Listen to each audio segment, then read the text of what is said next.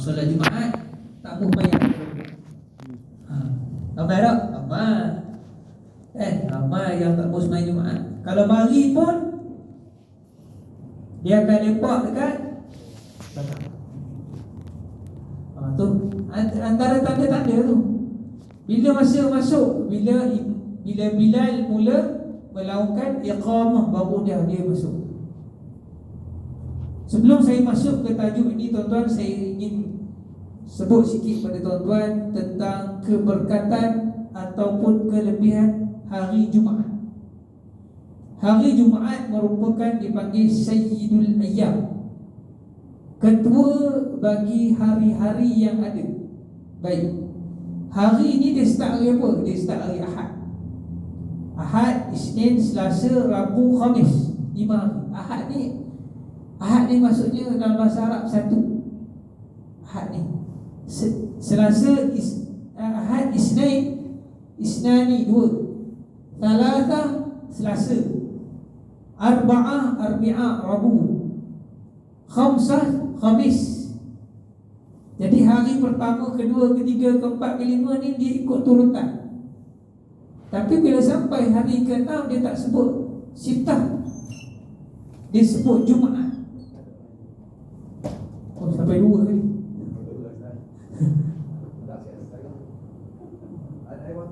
Tak boleh nak balik 2, dia tak boleh balik. Sebab apa di dalam Quran sebut surah Jumaat tu disebut. Kemudian di Sabtu dia tak sebut Sab'ah, disebut Sabtu sebab disebut juga dalam Quran. Maka tak boleh ubah lah. Hari Jumaat merupakan hari beribadah bagi orang Islam. Maka hari Jumaat, hari Sabtu pula bagi ibadah kaum Yahudi dan Nasara. Baik, hari Jumaat ni tuan-tuan dirahmati Allah sekalian, bagi negeri-negeri yang hari Kelantan, Terengganu, Kedah, Johor dah pindah balik kan? Johor pindah balik kan? Dia kerja balik Jumaat, betul tak? Ke saya salah? Cuti. Jadi negeri-negeri ini beruntung sebenarnya cuti hari Jumaat. Kerana apa? Kerana kita mempunyai masa untuk beribadah kepada Allah Subhanahu Wa Taala. Ini pengalaman saya sendiri. Saya pernah bekerja di Ipoh, di sebuah kolej swasta, yang mana hari Jumaat adalah hari bekerja. Kita kerja hari Jumaat, dan 12.30 kita boleh keluar pada pejabat untuk pergi ke masjid. Apa yang berlaku pada khutbah Jumaat? Kita tidur. Kita confirm tidur. Kalau kat pejabat tu tak curi masa untuk tidur sekejap, memang waktu Jumaat tu kita akan terlelap. Letak kayu. Orang kata letak kayu kat mata ni pun jadi macam ikan masin. Ikan masin mata, tapi dia tak sedap. Tu satu kerugian sedikit lah. Adapun kita di negeri-negeri yang cuti hari Jumaat ni, maka mungkin pukul 11 atau pukul 10.30 tu kita boleh tidur sekejap dan ambil peluang untuk pergi ke masjid di awal waktu. Kerana apa tuan-tuan? Kerana hari Jumaat ni malaikat akan tunggu di pintu masjid. Malaikat dia akan tunggu di pintu masjid dan dia akan tulis nama orang yang datang sebelum imam datang. Sebab tu tuan-tuan dirahmati Allah sekalian, imam ni harus bagi dia untuk datang lambat. Imam dia kena datang lambat, dia tak boleh datang awal. Jenis imam ni memang kena datang lambat. Dan dia ada laluan khas untuk dia. Dia tak boleh masuk ke pintu yang standard kita masuk. Kalau ni pintu ni, ni pintu imam. Contoh, imam dia kena masuk ke ni. Dan imam waktu hari Jumaat dia tak boleh masuk ikut pintu besar, dia kena masuk ikut pintu khas. Kerana bila dia masuk ikut pintu utama, malaikat dia akan tutup buku dan duduk dalam masjid. Imam pun sedih kau jadi imam ni.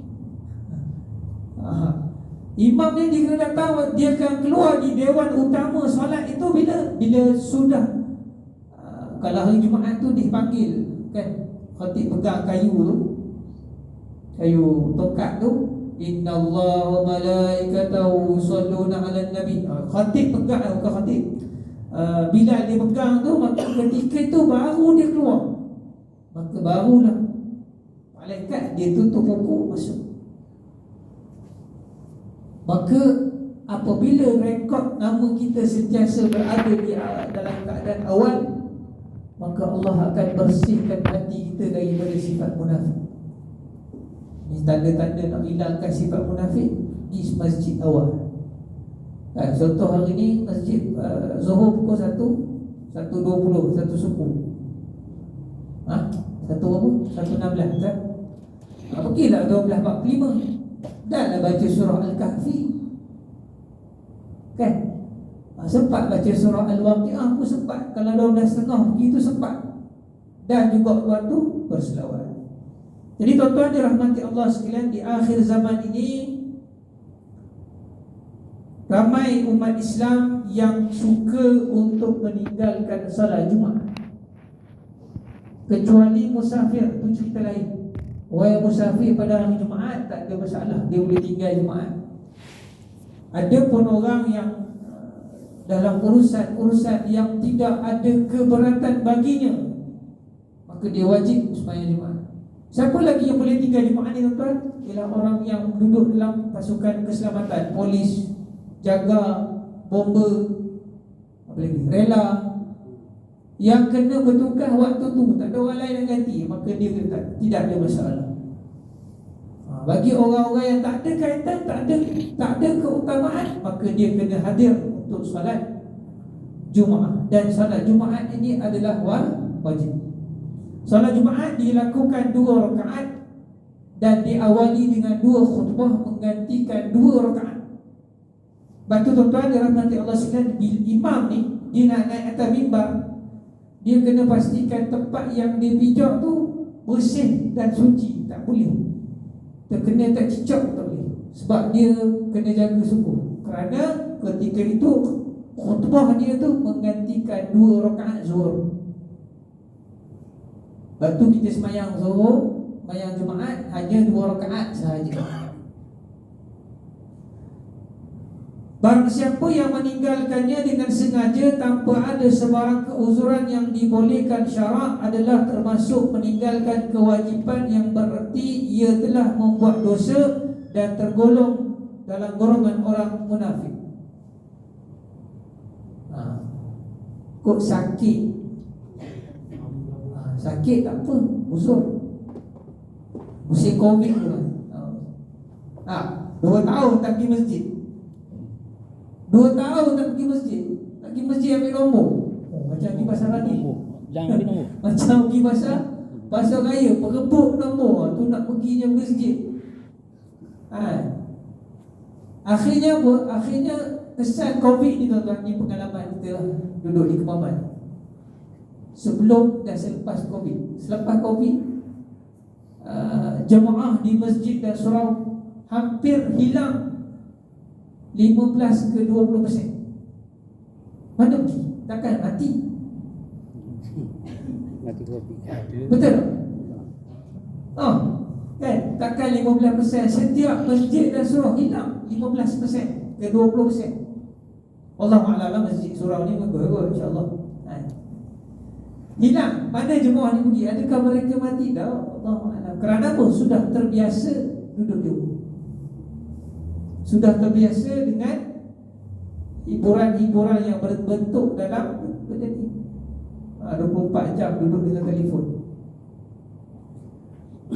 Hadis Nabi SAW, hadis daripada hadis riwayat Abu Daud dan Imam An-Nasa'i, man tarakal jum'ata min ghairi udhrin kutiba munafiqan fi diwanin la yumha wa la yubdal, atau kama qala.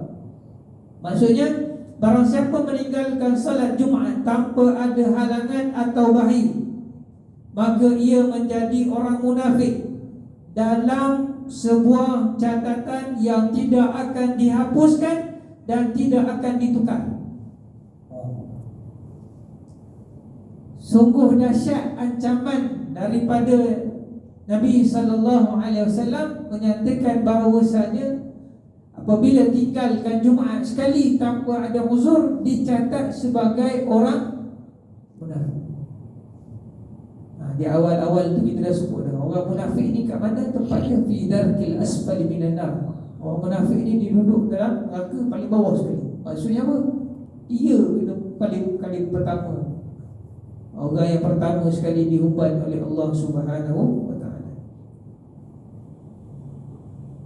Jadi tuan-tuan dirahmati Allah sekalian, antara perkara yang boleh kita lakukan setiap kali kita berwuduk ni tuan-tuan,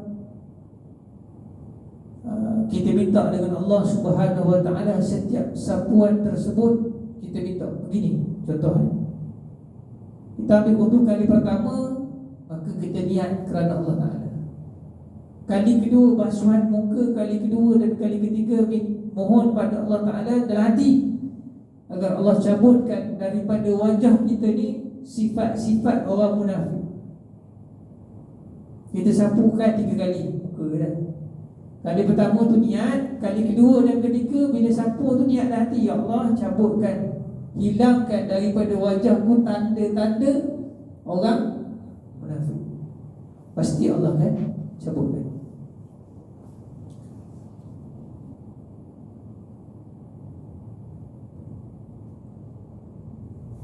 Kemudian Nabi SAW bersabda, hadis riwayat Imam Muslim, sungguh berhentilah orang-orang daripada perbuatan mereka meninggalkan jemaah Jumaat, atau sungguh Allah akan memantri hati mereka, kemudian mereka menjadi munafik yang lalai.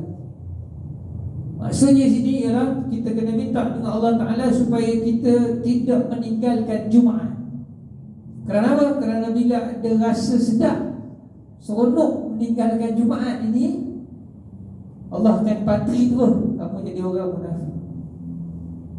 Termasuk juga golongan yang datang masjid tetapi berlegar-legar di karangan masjid dan bersembang-sembang ketika khatib sedang berkhutbah. Kalau dia duduk diam, okey lagi. Tapi kalau dia bersembang-sembang, maka Jumaat dia menjadi Jumaat yang sia-sia. Adakah terangkat Jumaatnya? Tidak, tetap wajib baginya, tapi tak ada pahala. Tu nak masuk, contohnya nak masuk masjid penuh sampai ke bawah, sampai ke kaki 5, maka dia duduk di luar, tak ada masalah duduk kat luar. Maka bila dia duduk kat luar, maka jangan dia bersembang-sembang. Walaupun menyuruh orang sebelah diam, disebut kata diam pun tak boleh, diam. Hatta kalau orang nak salam, tak ada masalah, salam bukan bercakap. Nak lalu ke pegang ke, tak ada masalah. Tapi jangan bercakap, kena dengar pada khutbah tersebut. Ni apa yang berlaku kebanyakannya, duduk di luar, duduk di wakaf, sembang. Masa itulah rancak sembangannya. Masa itulah rancak sembangannya. Lepas main Jumaat, sembang dah balik, dah lumayan kan. Patutnya lepas main Jumaat sembang lah. Sembang lah, banyak-banyak sembang. Sebab Jumaat tu untuk kita berkumpul sembang. 3 minit atau setengah jam sembang, pergi sedang singgah kedai kopi, makan tengah hari ke apa ke, ikut lah.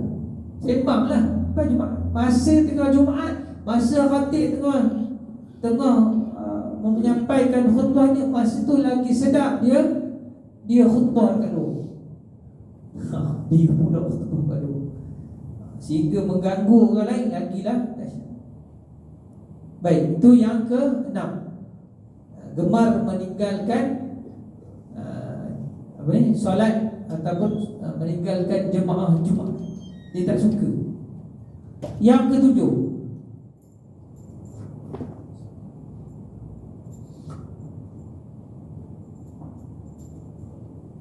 melakukan dosa dan kemungkaran secara sembunyi. Ini memang kena atas batang hidung kita ni.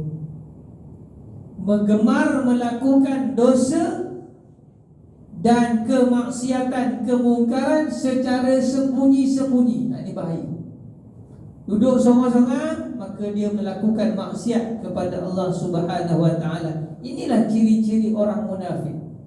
Orang yang berpura-pura melakukan kebaikan di tengah-tengah orang ramai dan gemar melakukan perbuatan maksiat atau kemungkaran secara tersembunyi adalah orang munafik yang amat dibenci oleh Allah Subhanahu wa taala.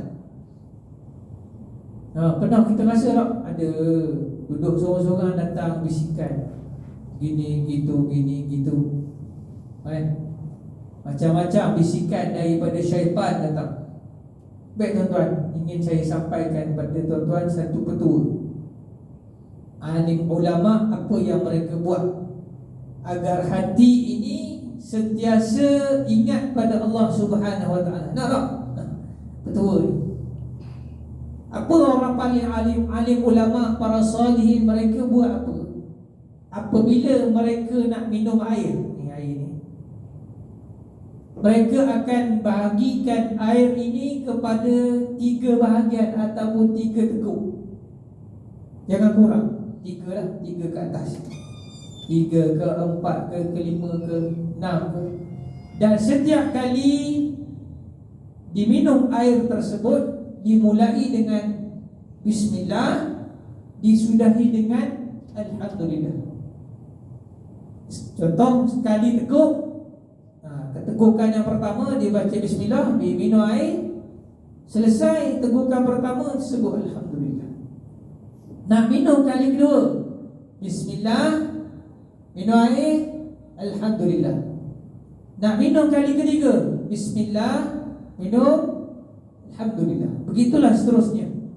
Apa jenis air pun, kopi ke, teh ke, apa lagi, Nescafe ke, Pepsi ke, apa lagi, maka mulai dengan Bismillah, selesai dengan Alhamdulillah bagi setiap kali minuman, tegukan ataupun sedutan. Dan minta dengan Allah Ta'ala air yang masuk dalam badan ini akan menjadikan satu keadaan yang hati kita ni sentiasa ingat pada Allah. Itu masalahnya kita, hati kita ni sok lalai. Hati kita ni sentiasa lalai, terlupa kepada Allah Subhanahu wa taala. Sebab tu dalam doa yang disusun oleh Syahid Imam Hasan Al-Banna dalam Al-Ma'thurat yang kecil tu, kalau tuan-tuan tengok di akhir doa tu, apa doa dia? Allahumma inna nas'aluka lisanan ratiban bidzikri. Apa maksud dia? Ya Allah, berilah kami lisanan, lidah, ratiban, yang sentiasa ratib, bidzikri, dengan berzikir kepada kamu ya Allah. Lidah ni sentiasa berzikir, jalan zikir, selawat, tasbih, takbir, tahlil, duduk saja-saja selawat, nak tidur selawat. Maka itulah doanya. Minta dengan Allah Ta'ala lidah kita ni sentiasa zikir pada Allah Subhanahu wa ta'ala. Maka bila lidah kita sentiasa zikir pada Allah Subhanahu wa ta'ala, sebenarnya ialah kesan daripada hati yang beriman pada Allah. Bila lidah kita sentiasa berzikir, maka dia akan membersihkan, akan menyucikan, akan me-washing machine-kan hati tadi tu. Basuh sikit, gosok sikit, gah sikit. Kalau dosa tu kerah sangat, contohnya macam gosok dengan kata pasir tu, dengan pahat tu gosok, sampailah bersih, kan? Bagaimana kita tengok hadis Nabi SAW yang Nabi sebut, siapa yang selawat kepadanya sekali, Allah berselawat kepadanya 10 kali. 10 kali macam mana ni 10 kali? Bukan bermaksud Allah, ulama sebut macam mana ni, bukan bermaksud bila kita selawat sekali Allah sebut nama kita 10 kali. Tidak. Yang dimaksudkan 10 kali itu ialah Allah padam dan hilangkan dosa sebanyak 10 kali, 10 dosa. Dan Allah mengangkat seseorang itu 10 darjat tingginya. Satu darjat itu tak sama dengan dunia. 10 Segala dunia dan isinya tak samakan dengan satu darjat, tak sama. Macam kita semayang jemaah dapat 27 darjat, bukan 27 ringgit, bukan 270 ringgit, bukan 2.700.000, bukan 27 bilion, bukan. Satu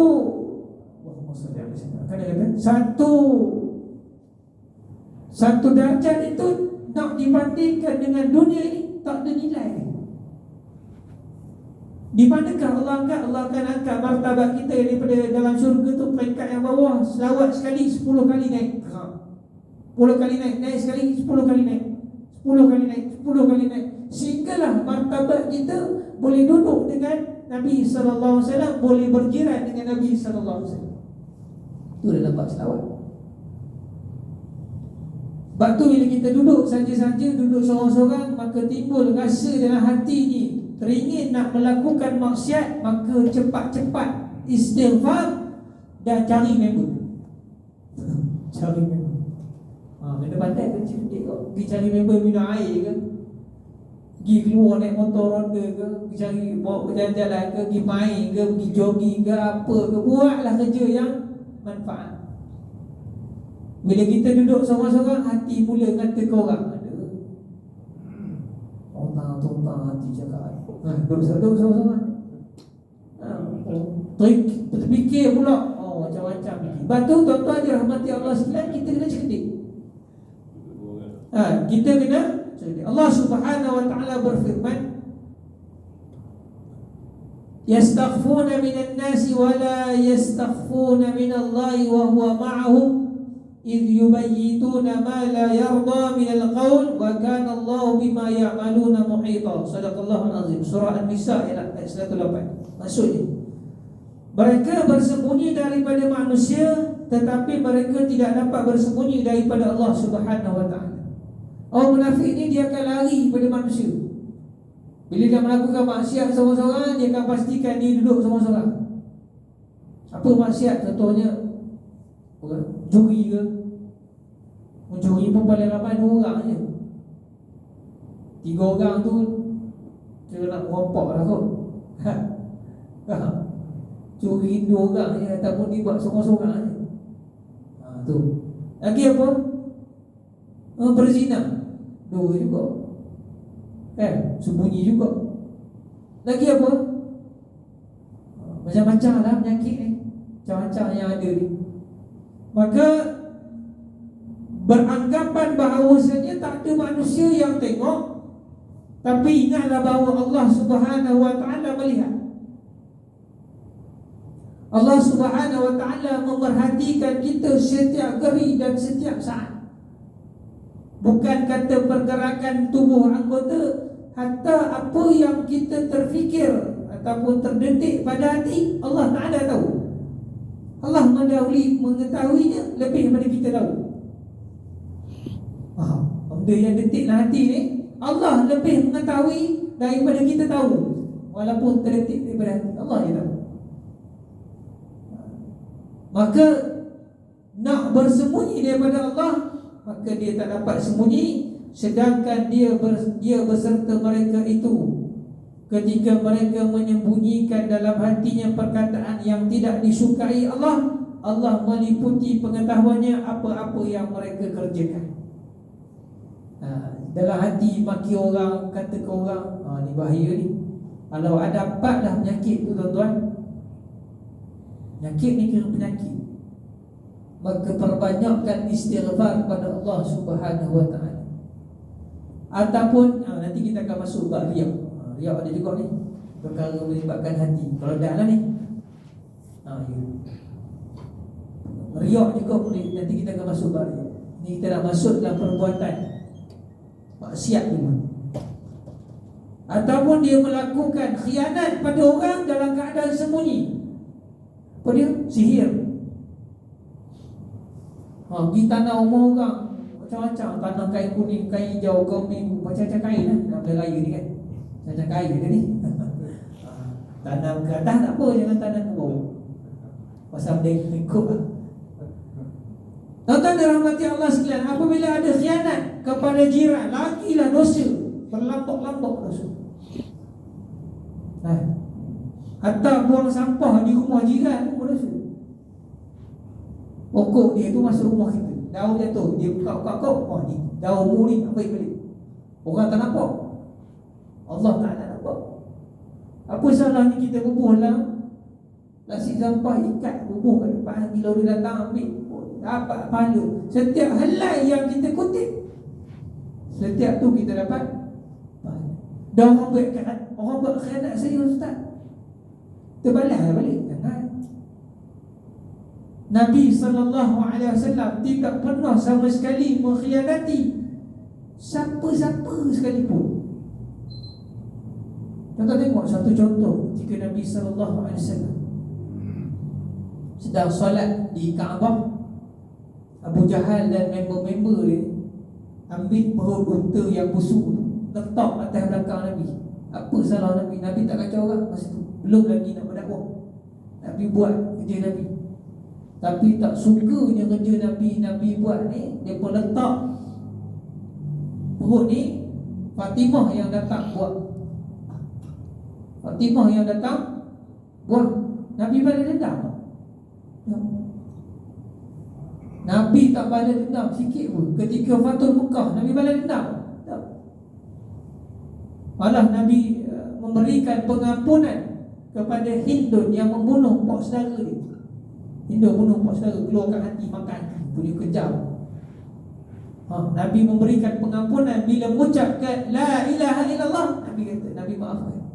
Nabi SAW. Ni jirannya daun jatuh rumah kita. Daun ni jatuh, kita pun kutip-kutip ni, jadi macam Piramli kan, buang kot sebelah. Tapi Nabi cerita tu betul tu. Orang Melayu ni sifat tu.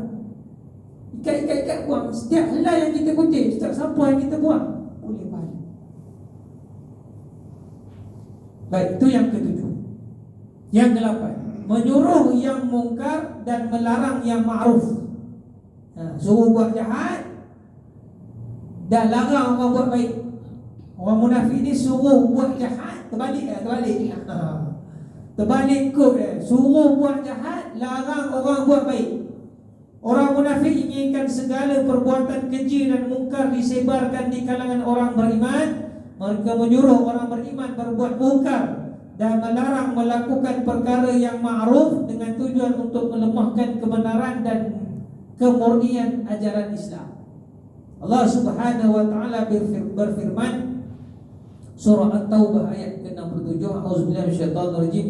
Al-munafiquna wal munafiqatu ba'dhum min ba'd ya'muruna bil munkar wa yanhauna 'anil ma'ruf wa yaqbiduna aydiyahum nasullaha fanasiyahum innal munafiqina humul fasiqun. Sadaqallahu alazim.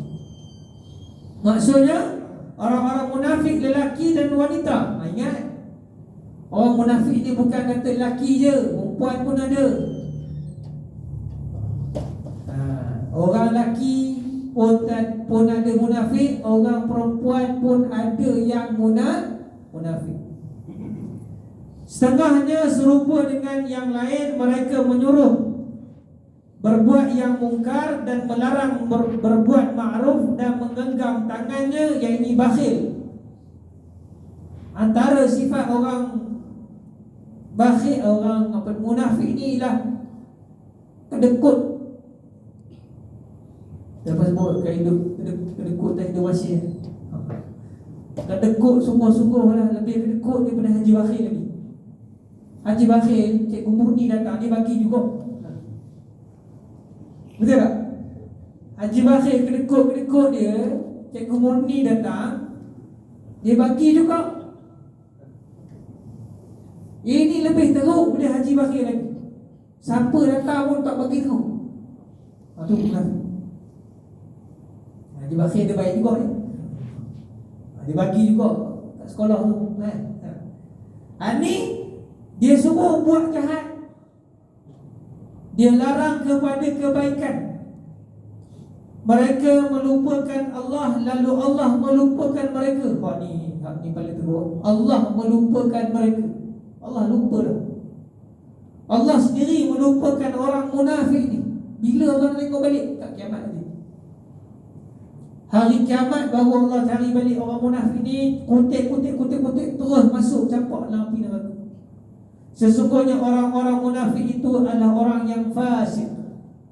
Siapa orang fasik ni? Orang yang tidak mahu melakukan perkara yang benar, keluar daripada syariat Allah Subhanahu wa taala, itu fasik.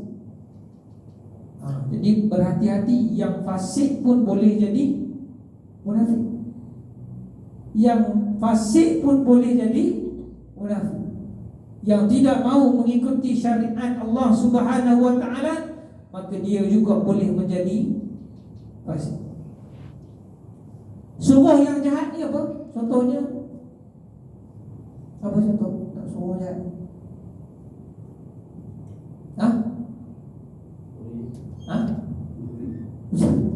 Curi payah ni yang kita nak tahu realiti man. Biar dia realiti sekarang. Suruh buat jahat pun. Apa suruh buat jahat? Cakap bohong. Cakap bohong. Cakap bohong kan? Pelawak lah. Pelawak. Sekali macam-macam pelawak. Tu boleh juga. Dan bila dia sedar daripada kesilapan dia, tak ada orang tegur, maka dia terus terjerumus dalam tak ada nak minta maaf pun. Baik, kita kalau kita buat salah tuan, maka minta maaflah dengan manusia itu ketika mana kita masih lagi di dunia. Tak apalah Ustaz, ke akhirat lagi lah kita minta maaf nanti. Jangan. Tak tahu lama mana kita nak tunggu satu. Ini masalah masyarakat Melayu. Dia berani buat salah, tapi dia tidak mahu ataupun sukar untuk minta maaf. Bila buat salah tu berani. Kata korang buat khianat, tapi bila nak minta maaf tak tahu. Susah nak minta maaf. Sebab apa? Malu. Sebab apa? Ego. Tak. Tuan-tuan dirahmati Allah sekalian, kalau kita adalah berbalah dengan orang, bergaduh, salah kata apa sekali kita pun, kita minta maaf dengan orang tersebut sewaktu mana kita hidup kat dunia ni. Selesaikan dekat dunia ni. Dia tak nak maafkan Ustaz. Mana kamu tahu? Dah minta maaf ke belum? Belum. Pergi. Jangan tunggu di akhirat, kerana perhitungan Allah Ta'ala bukan dibayar dengan wang ringgit, dolar Amerika. Bukan. Dibayar dengan pahala. Masa tu pahala nak bagi dah. Dah. Anak yang dikandungkan oleh seorang ibu, anak tu akan keluar daripada perut, lari pada mak dia. Pasal apa? Tak nak bagi pahala dia tu pada mak dia. Berlari. Suami akan lari daripada isteri dia, adik-beradik akan lari pada adik-beradik dia, kawan akan lari pada kawan dia. Kerana apa? Tak mau bagi pahala. Ni kita kata, kat akhir nanti bayar lah, kita boleh bayar. Jangan. Berhati-hati. Supaya apa? Supaya kita tidak jatuh miskin, papa kedana di padang mahsyar. Kita nak masuk dalam syurga Allah dalam keadaan kaya raya dengan pahala Allah Subhanahu wa ta'ala. Baik, yang ke-8, yang ke-9, menyembunyikan ilmu pengetahuan.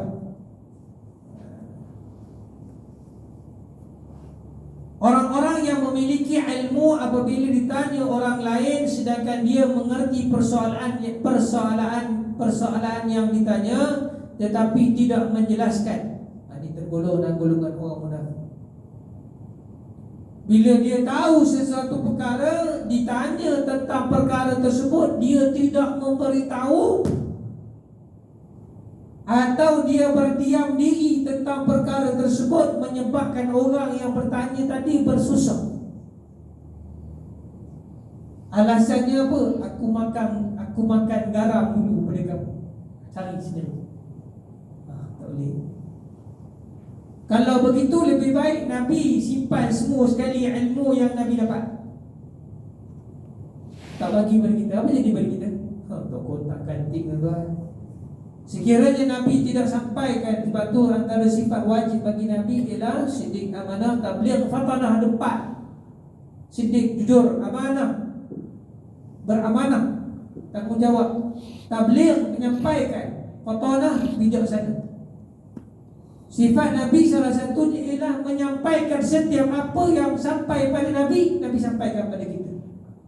Hari ini tuan-tuan, dalam bab akidah, dalam bab syariat, dalam bab muamalah, dalam bab segalanya, dalam bab tasawuf, semua sekali telah dibagi tahu pada Nabi, telah dibagi tahu oleh Nabi kepada para sahabat secara 100%. Satu pun Nabi tak simpan. Dulu saya dah dengar, dulu saya dah dengar orang ajar silat, kalau ada 100 buah dia ajar 99 je. Satu tu simpan dia. Sebab apa? Takut anak murid lawan tu. Wallahu a'lam, kita tak ajar silat ni. Betul. Yang anak murid pula dapat 99, ajarkan anak murid dia 98. Kau kurang dah dapatkan kita dapat bunga je. Dapat bunga je, apa buah tak dapat habis. Wallahu a'lam. Contoh ni tuan, jangan ambil hati pula kalau ada yang baca silat ni.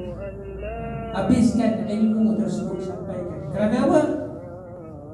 Ilmu yang baik akan memberi